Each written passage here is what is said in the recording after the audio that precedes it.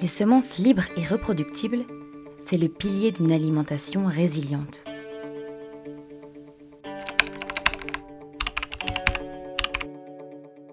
Le modèle agro-industriel actuel ne s'appuie que sur quelques semences, malgré leur grande diversité. Et en un siècle, plus de 2/3 des variétés comestibles ont disparu. En termes de sécurité alimentaire, les mauvaises élèves, ce sont les grandes villes. Graines de Troc est donc partie en Île-de-France pour parler semences et agriculture urbaine.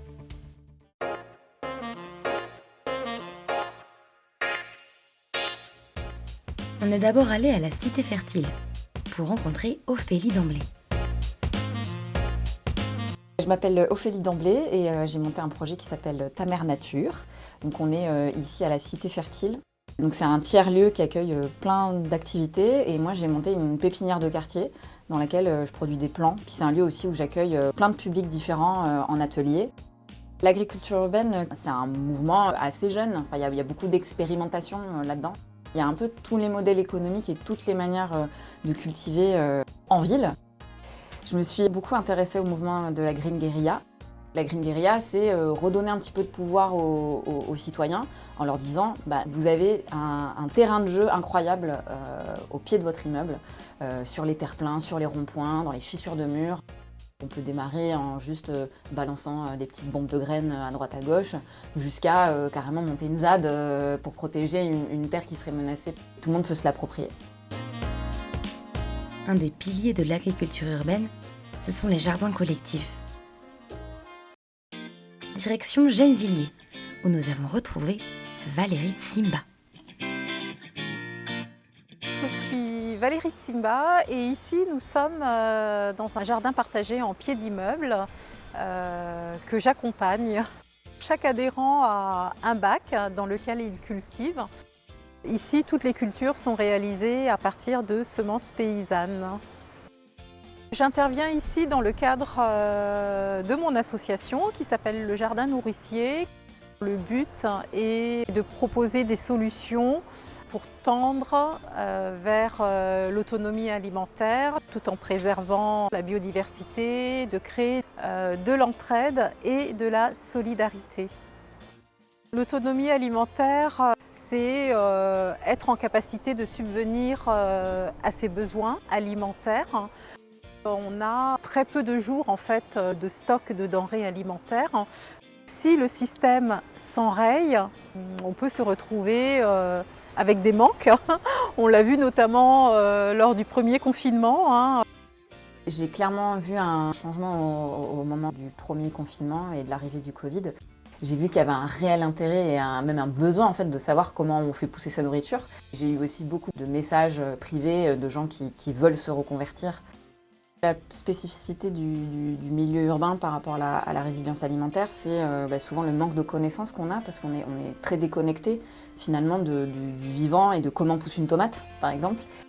Quand on parle de graines à l'assiette, c'est ça, c'est de faire à petite échelle et comprendre comment ça fonctionne pour ensuite mieux consommer quoi. Pour créer ensuite des passerelles avec le milieu rural et aussi mieux respecter le travail des paysans et paysannes. Les graines, pour moi, c'est évidemment le pilier déjà de mon activité de pépiniériste. Sans les graines, je ne peux pas travailler. Et puis, c'est l'équivalent de notre monnaie dans le futur. On est sur du vivant aussi, on est sur de l'alimentaire. Enfin, c'est absolument primordial. Là, il y a des fèves en ce moment. C'est cool d'en remettre des fèves chaque année pour remettre de l'azote dans la terre. Donc ça, c'est très cool. J'ai des épinards perpétuels. Une variété ancienne, ultra productive. Ça fait 2 ans que je bouffe des épinards toutes les semaines. Et ça, c'est assez chouette. Et en ce moment, j'ai la ciboulette qui monte en fleurs. Donc c'est très cool parce que j'ai plein d'abeilles et de bourdons. J'aime beaucoup cultiver les fleurs comestibles. Et là, l'hypomée. L'hypomée, c'est une fleur que j'adore. C'est de la même famille que la patate douce, il me semble. Du coup, ça fait des feuilles en forme de petits cœurs. Une autre plante que j'adore, c'est le tournesol. Ça, c'est une variété Evening Colors. Elle est comestible, on peut manger les graines évidemment, mais aussi les pétales. Et il y a aussi pas mal d'études qui indiquent qu'en fait le tournesol aurait des pouvoirs dépolluants des sols. Je produis aussi des semences reproductibles, bio. Ma reconversion, elle vient de ça aussi. C'était de me rendre compte de tout ce sujet autour des semences F1, du manque de diversité et d'accessibilité aux semences paysannes. Alors une semence F1, donc c'est une semence qui est créée par l'homme, c'est-à-dire qu'on va choisir les parents. Chaque parent va être reproduit par autofécondation sur plusieurs générations en fonction des caractéristiques que l'on cherche. Une fois qu'on a bien déterminé les caractères, on va croiser en fait ces deux variétés pour obtenir une nouvelle variété qui va correspondre à un cahier des charges. Par contre, quand on va reproduire les semences sur plusieurs générations, on ne va pas retrouver la variété d'origine. D'où la nécessité de cultiver avec des semences paysannes pour pouvoir préserver des variétés et les reproduire à l'identique. Les graines, c'est la base de notre alimentation et donc il est important de bien choisir ces graines, de savoir d'où elles viennent et de les reproduire. Je privilégie les semences paysannes parce que c'est des semences qui n'ont pas été modifiées, c'est des semences reproductibles. On a, à travers les semences paysannes, énormément de choix, énormément de diversité. Ça permet notamment de préserver certaines variétés. Pour moi, c'est vraiment un enjeu capital. Là, c'est une fleur de petit pois. Et regardez comme elle est magnifique.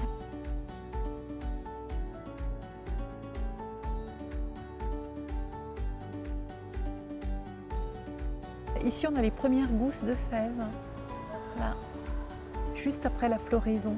On voit d'ailleurs encore. Hop. C'est magnifique. Et ça, c'est mon gros sachet de graines. J'aime bien vraiment aller tester plein de semenciers différents.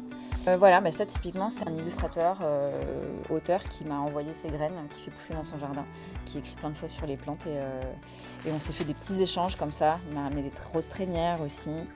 Et je fais aussi beaucoup de trocs avec des amis maraîchers. Donc là, j'ai de la guimauve par exemple. Ça c'est des immortelles, des fleurs que j'ai fait pousser à la Cité Fertile et que j'ai récoltées à la fin de l'été dernier. C'est riche quoi, c'est aussi ça la biodiversité. Oui, jardiner est relativement, apporte énormément de joie, apporte énormément de plaisir. Il y a beaucoup de personnes qui n'osent pas se lancer ou qui sont perdues. En fait, il faut y aller de manière très simple, calme, commencer petit, choisir ses graines. Il faut vraiment que ça reste un plaisir. Plantez-vous, ça fait partie de l'expérience. Et puis, c'est en se plantant qu'on s'améliore et que l'on s'enrichit. Donc il faut simplement se lancer. C'est un truc d'enfant, hein. Moi je retrouve des joies d'enfant à faire pousser des graines en fait. Encore aujourd'hui, je m'émerveille, je trouve que c'est du miracle en fait. Une graine qui sort de terre, j'arrive pas à être blasée de ça. Je trouve ça magique et du coup voilà. Jardin collectif, AMAP, tiers-lieux, les moyens d'agir pour la résilience des villes sont nombreux. Protéger les semences paysannes et anciennes, c'est agir pour notre sécurité alimentaire. Alors, échangeons graines et savoir-faire pour préserver ensemble la biodiversité cultivée.